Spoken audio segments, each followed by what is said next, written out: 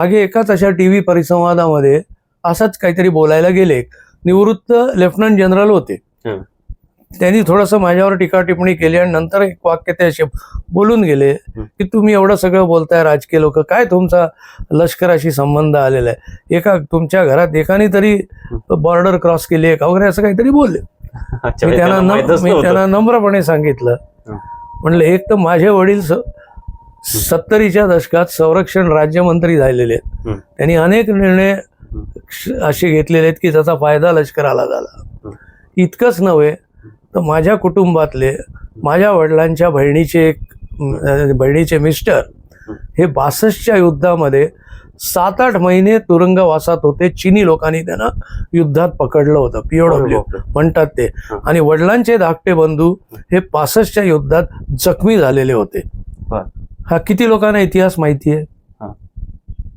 म्हणजे पुण्यामध्ये चीनचं युद्ध झालं, त्या चीनचं युद्ध झाल्यानंतर पुण्यामध्ये एक चीनच्या निषेधाची सभा झाली होती आणि त्यावेळेला माझे आजोबा तिथे बोलायला गेले तर लोकांनी त्यांना बोलू दिलं नाही. का तर ते केंद्र सरकारचे नेहरूंचे प्रतिनिधी असं म्हणून लोकांनी नाही त्यांना बोलायला. मग काकासाहेबांनी सांगितलं की ठीक आहे, तुमची इच्छा असेल तर मी बोलत नाही, परंतु म्हणाले मी फक्त एक 2-3 वाक्य बोलतो, त्याच्याहून जास्त बोललो तर मला तुम्ही तिथनं बाहेर काढा. आणि हे सांगितलं काकासाहेबांनी की माझ्या पोटच्या मुलीचा नवरा चिनी सैनिकांनी ताब्यात घेतला युद्धबंदी म्हणून, माझा धाकटा मुलगा जखमी झाला युद्धात, असं असताना याच्याहून आणखी मी देशाला काय देऊ शकतो. हे बोलल्यावर सभा संपली, लोक हळहळले, कारण हे माहीतच नव्हतं लोकांना. बरोबर. मग ते lieutenant general retired lieutenant general असतात सारखे ते टीव्हीवर, पण इतकं त्यांचं तोंड गप्प झालं की मग त्या चर्चासत्रामध्ये भाग घेणारे सगळे जे माझ्या अंगावर येत होते ते माझ्या या वक्तव्यानंतर त्यांना नावं ठेवायला लागली. अच्छा, बर.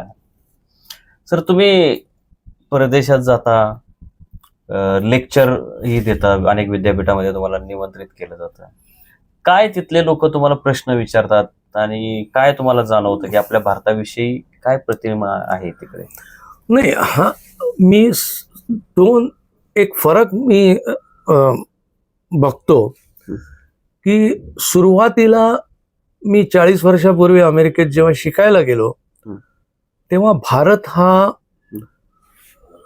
सापांचा, वाघांचा देश, कंदमुळं खाणाऱ्या लोकांचा देश अशी प्रतिमा होती.